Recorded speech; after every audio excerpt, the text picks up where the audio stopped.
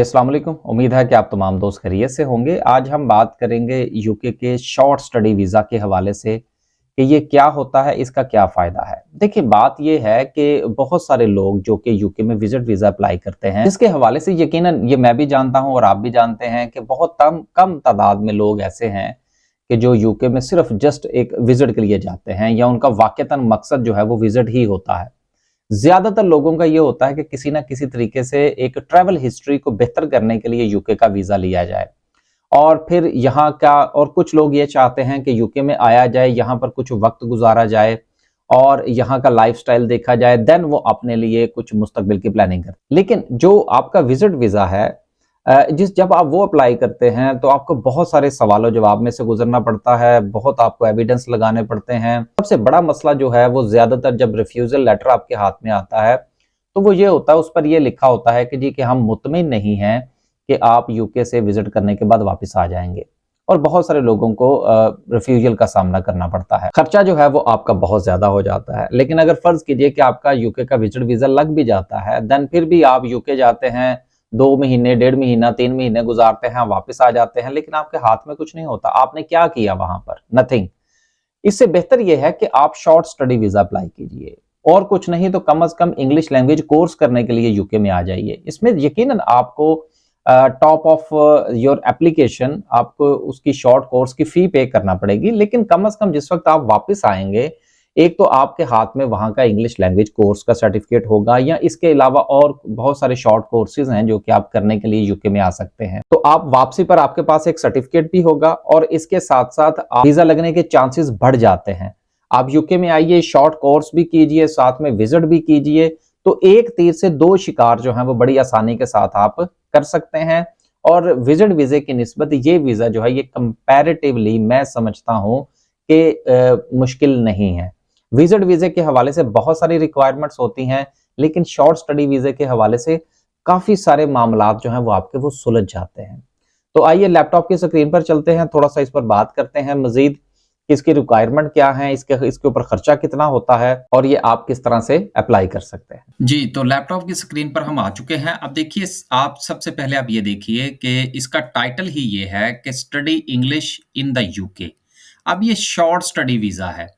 आप यूके में English language का कोर्स करने के लिए आ सकते हैं, जो कि मुस्तकबिल में अगर आप ना सिर्फ़ के यूके के अंदर, बल्कि अगर आप यूके के अलावा भी अगर आप किसी मुल्क में स्टडी वीज़ा के लिए अप्लाई करना चाहते हैं, तो ये इंग्लिश लैंग्वेज का ये जो कोर्स होगा, ये आपको फ़ायदा देगा। देखिए, अगर आप यूके में सिर्फ़ विज़िट वीज़ा पर आते हैं, तो यहाँ पर आके आप वक़्त गुज़ार के वापस चले जाएँगे, लेकिन आपको हासिल कुछ नहीं होगा। और दूसरा ये है कि जैसा कि मैंने वीडियो के शुरू में भी कहा कि आपको काफ़ी सारी मुश्किलात का सामना करना पड़ेगा। तो चलें, अब इस पर थोड़ी-सी हम तफ़सील से बात करते हैं कि ये इंग्लिश लैंग्वेज स्टडी कोर्स जो है, ये जिस वक़्त आप यूके में करने के लिए आएँगे, आप यहाँ पर कितना अरसा रह सकते हैं, कम से कम और ज़्यादा से ज़्यादा क्या सिचुएशन है, और फिर इसका खर्चा कितना होगा।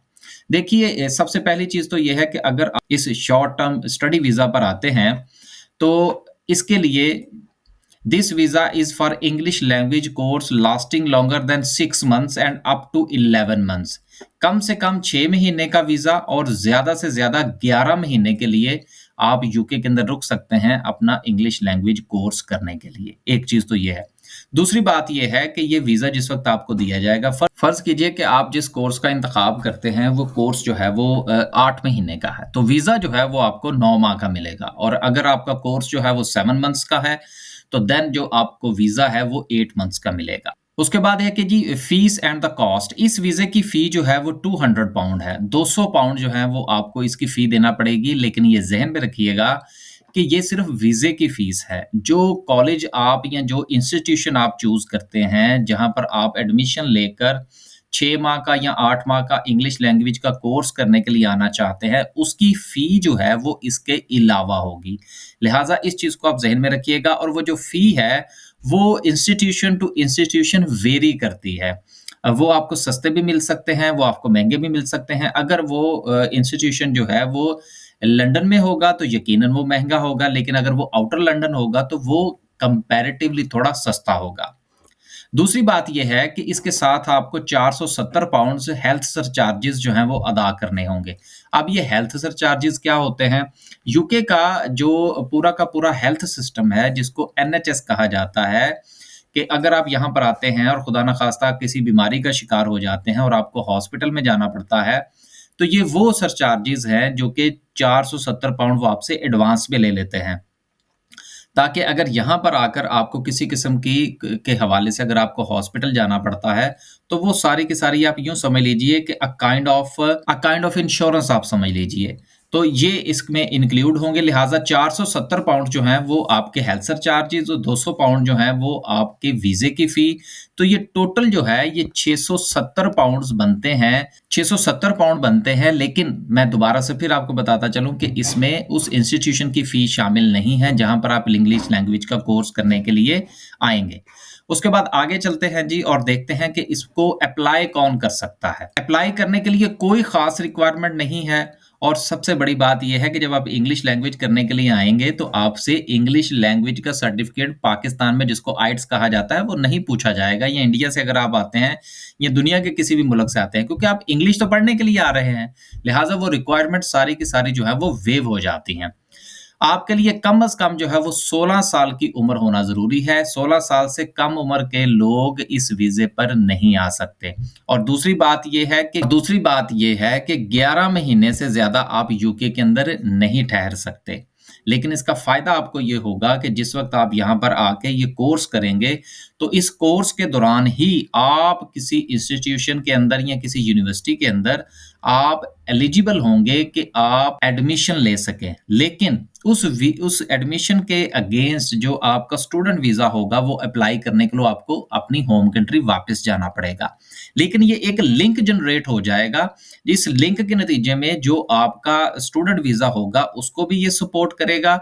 दूसरी बात ये है कि जिस वक़्त आपकी दोबारा से एप्लीकेशन आएगी कि आप स्टडी वीज़े के लिए आना चाहते हैं, तो देन वो वीज़ा जो है वो आपको बआसानी मिल जाएगा। आगे हम देखते हैं कि इसके लिए डॉक्यूमेंट्स जो हैं वो कौन से रिक्वायर्ड हैं। डॉक्यूमेंट्स जो हैं इसके लिए जो रिक्वायर्ड है उसमें आपका करंट पासपोर्ट है, evidence that you can support yourself during your trip, for example bank statement and the pay slip for the last 6 month. 6 महीने की आपके पास बैंक स्टेटमेंट होनी चाहिए जो कि ये साबित करे कि आपके पास इतने पैसे हैं कि आप यहाँ पर आके अपना कोर्स जो है उसको स्पॉन्सर कर सकते हैं। उसके बाद यहाँ पर आके जहाँ पर आपने रहना है, जहाँ पर आपकी अकोमोडेशन होगी, उसके आपके पास डॉक्यूमेंट्स होने चाहिए। फिर इसके पास एविडेंस ये होना चाहिए कि जिस कोर्स में आप आ रहे हैं, उस कोर्स की फ़ी जो है वो आपने ऑलरेडी पे कर दी हो। देन इसके अलावा जो है वो आपको टीबी टेस्ट चाहिए होगा। टीबी टेस्ट चूँकि जिस वक़्त आप विज़िट वीज़ा अप्लाई करते हैं, तो उसके लिए टीबी टेस्ट की जो है वो शर्त नहीं है। लेकिन चूँकि विज़िट वीज़ा जो है वो 6 माह से ऊपर आप यूके में नहीं रुक सकते और ये जो वीज़ा है ये तो स्टार्ट ही 6 मंथ से होता है। लिहाज़ा यूके के कानून के मुताबिक अगर आपके पास वीज़ा जो है वो 6 महीने से ऊपर का है, तो फिर आपके पास टीबी टेस्ट का होना ज़रूरी है। इसके अलावा अगर आपके पास कोई डॉक्यूमेंट ऐसा है जो कि इंग्लिश में ट्रांसलेटेड नहीं है, तो उसको आप लोग इंग्लिश में ट्रांसलेट करवाना होगा। जी, तो उम्मीद करते हैं कि आज की इस वीडियो में विज़िट वीज़ा के कंपैरेटिवली शॉर्ट स्टडी वीज़ा जो है इसको समझने में थोड़ी-सी आसानी हुई होगी और मुस्तकबिल में अगर आप कोई फैसला करना चाहते हैं, तो हो सकता है कि आज की वीडियो आपके कुछ काम आ सके। अल्लाह हाफ़िज़।